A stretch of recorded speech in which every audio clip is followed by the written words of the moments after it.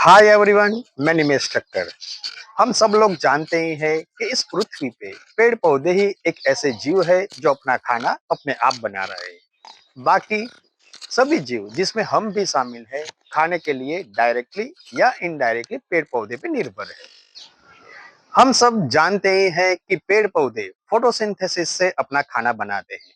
उसमें वो हवा में मौजूद कार्बन डाइऑक्साइड, पानी, सूरज की रोशनी, कुछ मिनरल्स और पत्तों में मौजूद क्लोरोफिल का उपयोग करते हैं।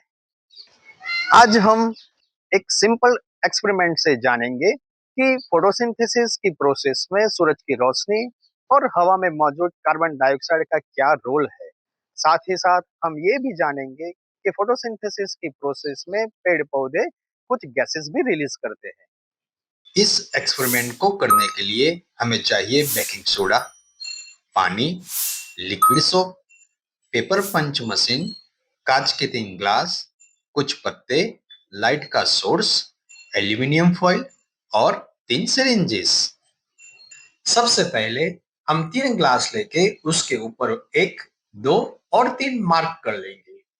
बाद में 2 ग्लास, ग्लास 1 और ग्लास 2 में सोडियम बाइकार्बोनेट सॉल्यूशन बनाएंगे। इसके लिए हम पानी में थोड़ा सा बेकिंग सोडा डाल के उसको मिक्स कर लेंगे।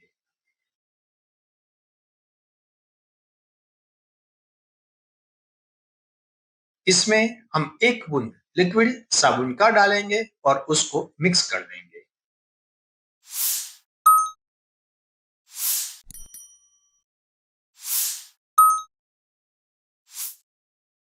अब हम जो तीसरा ग्लास है उसमें थोड़ा सा पानी लेके थोड़ा सा लिक्विड साबुन डालेंगे और इसको मिक्स कर लेंगे।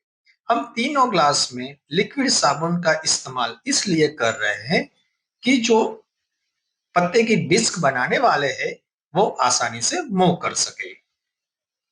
अब हम पेपर पंच मशीन का उपयोग करके पत्ते की छोटी-छोटी डिस्क बना लेंगे। अब हम इस लीफ डिस्क को सिरिंजेस के अंदर डालेंगे। तो सबसे पहले हम जो हमारे सिरिंज है उसका पीछे वाला भाग यानी प्लंजर बाहर निकाल के लीफ डिस्क को सिरिंज के अंदर भरते रहेंगे। साथ ही साथ हम ये ध्यान रखेंगे कि जो लीफ डिस्क है वो सिरिंजेस के नीचे की ओर आ जाए। अब हम तीनों सिरिंजेस को केवल सोप वाला जो पानी है उससे आधा भर लेंगे। हम ध्यान रखेंगे कि जो लीफ डिस्क है उसको कोई नुकसान न पहुंचे।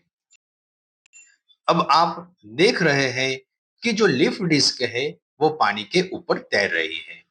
ऐसा इसलिए हो रहा है क्योंकि जो लीफ डिस्क है उसमें एयर मौजूद है और उसकी वजह से डिस्क की डेंसिटी कम है।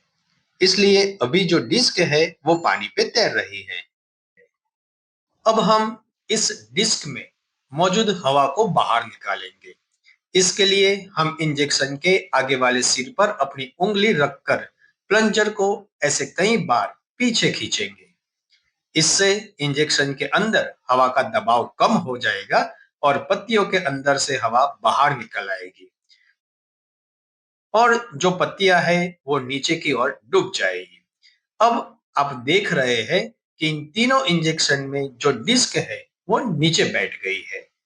अब हम हमारी 3 सिरिंजेस में से कोई भी 2 सिरिंजेस को ग्लास नंबर 1 और ग्लास नंबर 2 में खोल देंगे जिसमें सोडियम बाइकार्बोनेट का सॉल्यूशन है। अब बाकी बची तीसरी सिरिंज को ग्लास नंबर 3 में खोल देंगे जिसमें केवल साबुन वाला पानी है। इस दौरान हम ध्यान रखेंगे कि जो लिफ डिस्क है उसको कोई नुकसान न पहुंचे। हम जानते हैं कि ग्लास नंबर 1 और ग्लास नंबर 2 में सोडियम बाइकार्बोनेट और साबुन का सॉल्यूशन है और तीसरे ग्लास में केवल पानी और साबुन का सॉल्यूशन है। अब हम हमारे ग्लास नंबर 2 को एल्यूमिनियम फॉइल से पूरा का पूरा कवर कर लेंगे।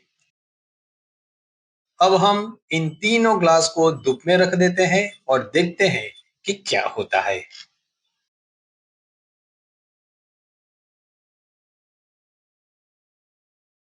आपको दिखाई दे रहा है कि जो हमारा ग्लास नंबर 1 है उसमें मौजूद जो डिस्क थी वो नीचे से ऊपर उठना शुरू हो गई है।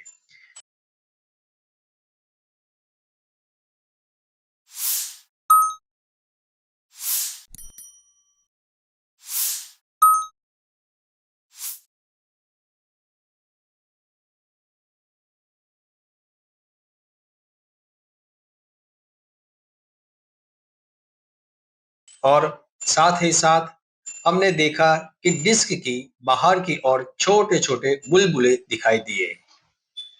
अब हम बाकी बचे दो ग्लास को देखते हैं कि उसमें क्या हुआ। आपको दिखाई दे रहा है कि जो हमारे तीसरे नंबर के ग्लास में जो डिस्क नीचे की ओर थी वो अभी भी नीचे बैठी हुई है। ग्लास नंबर 2 पर लगा एल्यूमिनियम फॉइल हम हटा के देखते हैं तो उसमें भी जो लीड डिस्क नीचे थी वो अभी भी नीचे ही है। तो चलिए जानते हैं ऐसा हुआ क्यों।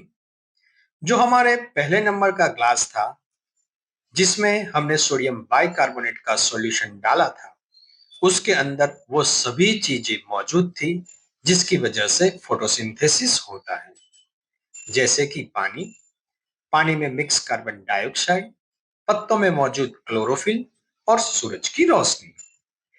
ये सभी चीजें हमारी ल्यूस डिस्क को मिली और उसने फोटोसिंथेसिस करना स्टार्ट किया और साथ ही साथ गैस भी प्रोड्यूस हुई जिसको हमने छोटे छोटे बबल के रूप में देखा।